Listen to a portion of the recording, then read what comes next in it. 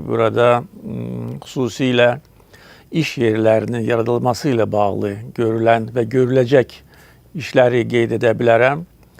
Naxçıvan Sənaye Parkının təməli qoyuldu bugün.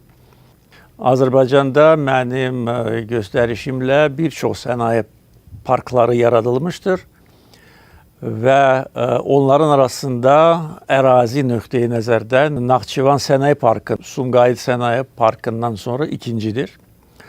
Dediyim kimi təməl daşı qoyuldu və əminəm ki, tezliklə artıq bu sənaye parkında əməli praktiki işlər başlanacaqdır.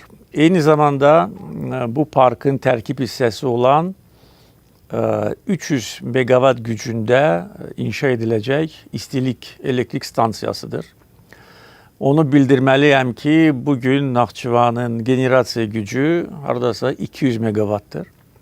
Təkcə bir stansiya bunu 1.5 dəfə artıracaq və təbii ki, bu stansiyanın iki məqsədi var. Birinci, Naxçıvan Muxtar Respublikasını dayanıqlı enerji ilə təmin etmək, ikincisi ixrac məsələləridir.